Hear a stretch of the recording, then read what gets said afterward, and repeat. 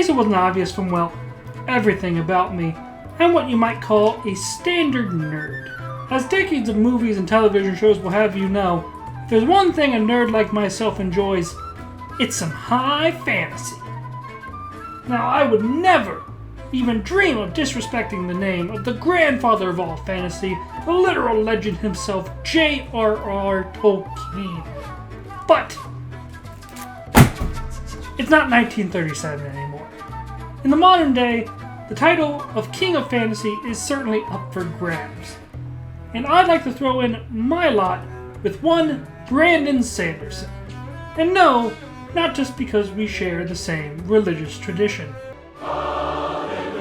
I've been reading Brandon Sanderson's Cosmere novels for literally years at this point.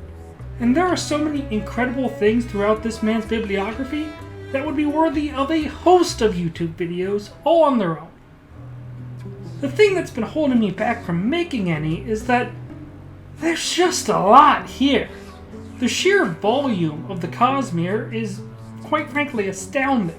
Things can get incredibly complicated absurdly fast, especially if you aren't already familiar with the Cosmere. The only conclusion that I could draw is that in order to first travel the Cosmere with you all, I have to bring everyone up to speed. Which brings me to today's video, the first in a series I like to call Truthwatcher Corner. Our first episode, a beginner's guide to Brandon Sanderson's Cosmere.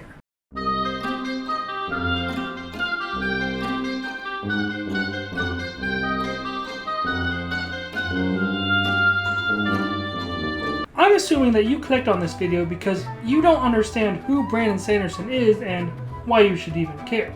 So it's probably best if I start with some of the most basic facts of the matter. Brandon Sanderson is a world-renowned author who has now sold millions of books by this point in time.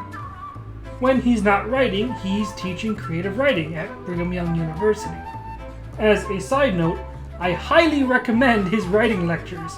You can find most of them on YouTube, and they're really informative if you want to get into creative writing.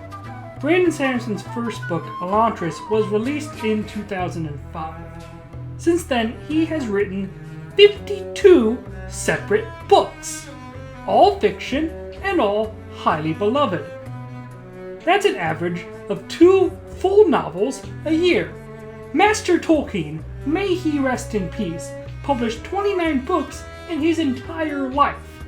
So in sheer volume, Brandon Sanderson has him beat. However, any monkey with a typewriter can put words on a page.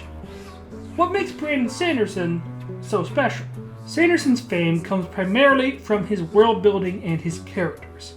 Every book this man has written is known for worlds that not only have detailed histories and complex cultures, but also intricate magic systems that often behave like their own form of science. These worlds are inhabited by characters that readers fall in love with due to having real, raw emotions and character arcs that speak to timeless themes of heroism and hope. What's the S stand for?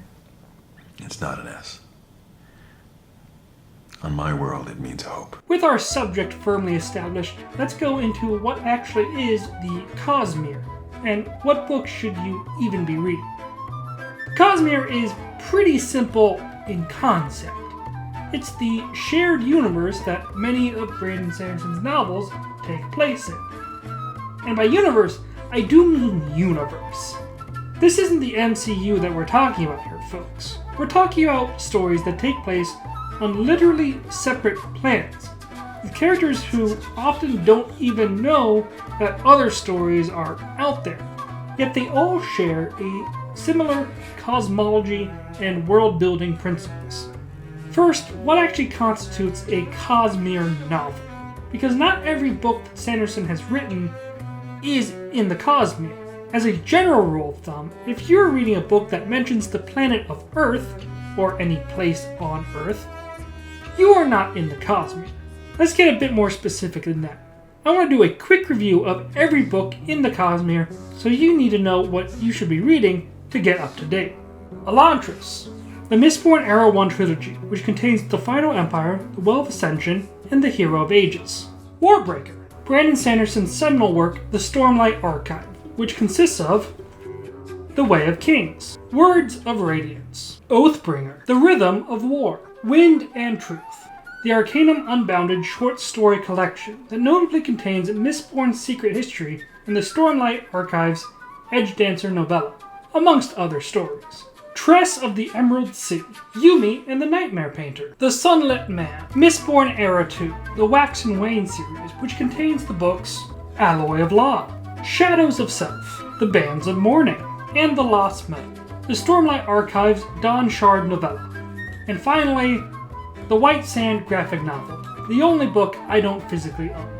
Now this is a whole lot of books, and the fact that all of these books share a connected universe is probably pretty daunting to the layman.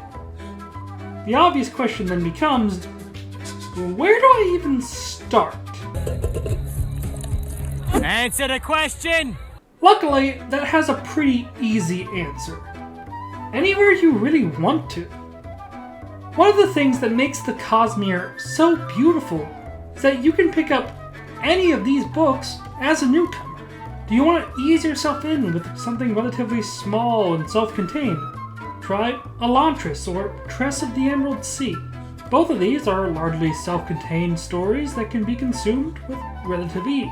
Do you want to dip your toes into something that's a bit longer and more complicated? Try Mistborn. The Era 1 trilogy of novels gives a really good introduction to the kinds of magic systems you'll see throughout the Cosmere. We're also introducing you to some of the bigger name players for later books. There's truly no book that is a bad pick for your first Cosmere read. With the obvious exception, of course, that you probably shouldn't read book 2 of a trilogy before you read book 1. You can pick up any Cosmere novel and read it in any order. The connections, at least thus far, have existed entirely for fans. Many secrets and details and mysteries can be explained by having a good understanding of the larger Cosmere. But none of these answers are necessary to understanding the stories. These mysteries exist because, as the story says, there's always another secret. Okay, I should probably offer a few suggestions. There's no bad place to start, but some books are going to be better than others. The Arcanum Unbounded short story collection probably isn't a great pick for a first Cosmere at-bat. 2 of these stories are side stories taking place on the same planet and general time frame as other Cosmere novels. 2 of these stories are soft sequels. Kinda, it's a bit complicated. One story is a prequel to Mistborn, and the Edge Dancer novella will be pretty hard to understand without first reading up to at least the first 2 books of the Stormlight Archive. All can be understood without the full knowledge, but you're putting yourself at a disadvantage, and you're going to be spoiling some really significant story beats. I don't know what we're talking about, and I haven't for a while. The Sunlit Man is also a pretty bad first-time option. The main character of the story is a decently important side character in the Stormlight Archive. There is a pretty decent time skip between the end of Stormlight and the beginning of Sunlit, so you could probably treat it a bit like Star Wars and view the events of Stormlight as prequels to Sunlit, but you're better off saving this for later on down the line. Finally, while Mistborn Era 2 can easily be read without reading Mistborn Era 1, I can only recommend reading them in chronological order. You'll understand the moving parts of the world a lot more, and you won't spoil the ending of Era 1. When it comes to the book I recommend you start with, it ultimately does come back to what I said earlier. You gotta figure out where you want to go. Elantris, Warbreaker, and Tress of the Emerald Sea are generally books that a lot of people suggest for newcomers. Of these 3, Elantris is the one I would recommend if you want a single book that has a self-contained story. Though the others definitely aren't bad options. Elantris is excellent, though it is also a touch rough around the edges, at least in my humble opinion. But it was Brother Sanderson's first published book, so I think it can be forgiven for some of its problems, which, let's be honest, are mostly pretty minor. My personal pick for the best Cosmere novel to start with, though, is Mistborn Era 1, which starts with Mistborn: The Final Empire. While starting with a trilogy might be a little daunting for some readers, if you're interested in the Cosmere, you're probably already open to reading a bunch of books anyway, so a trilogy shouldn't be that big of a deal for you. The magic system in Mistborn is also a really good encapsulation of how Brandon generally describes his magic, with an almost scientific level of detail. For every push, there is a pull, and that's something you'll only understand if you've read the book. You don't understand? I do. I understood that reference. However, I will reiterate that you can read the Cosmere novels in any order you see fit. I started with Elantris, but I didn't even finish it before I jumped right into the Stormlight Archive, something that many Cosmere fans don't recommend for newcomers. Every Stormlight book is over 1,000 pages long, so they can be kind of tough to get through. Most conventional wisdom is to get the reader hooked on something smaller scale first, but as you can see, I didn't do that, and I still properly love every aspect of the Cosmere. Yet what about the lore? I can hear you all asking, or maybe that's just my own internal monologue every single time I fall in love with a new franchise. Anyway, as you can probably imagine from the massive stack of books behind me, the Cosmere has a metric ton of lore. I intend to make more videos dissecting and explaining some of this lore down the line, but what do you need to know going in? This is the point of the video that I will be putting in this one disclaimer for spoilers. While I don't intend to discuss anything in detail, if you want to go into the Cosmere completely blind, now is the time to close the video. But please be sure to like and subscribe to the channel before you go. Luckily, a lot of the Cosmere lore is actually contained in the main stories themselves. In fact, discovering pieces of that lore is usually a pretty big deal in many of the Cosmere stories. However, there are a bunch of things that aren't spelled out to you in detail, and are kind of worth mentioning just so you can keep an eye out for them. The two most important things to understand is investiture and realmatic theory. I know that's dropping some kind of heavy magic terms on you right off the bat, but it's not terribly complicated. In the Cosmere, all magic is brought about through manipulating investiture. Think of it kind of like mana in a video game. All practitioners of magic, regardless of the form said magic takes, are using investiture in some way, shape, or form. Investiture can have a wide variety of effects and expressions. All things even have a little bit of investiture inside of them, essentially making up a little bit of their soul. But most common people don't have enough to actually do anything magical with it. Most people who use magic, sometimes called the invested, don't even know the term investiture. They rely on local terminology to describe what it is that they are doing, because that's usually all they really need to do what they need to do. Investiture is essentially power, and the source of all this power is what is known as the spiritual realm. Even after all these books, we still don't have a good grasp on just exactly the spiritual realm even is, so don't bother trying to wrap your head around it too much. What you should file in the back of your mind is that the Cosmere has 3 realms: the physical, the cognitive, and the spiritual. Each realm has its own levels of complexity, but think of them kind of like the Mirrorverse in Doctor Strange, or ethereal planes in other forms of fantasy. They are realms that exist at the same time and place on top of one another. The physical realm is the one we spend the most time in, as that is just regular life with regular people. The cognitive realm is based on how people think about things. It will be important to you, the reader, because it facilitates a lot of the interplanetary travel.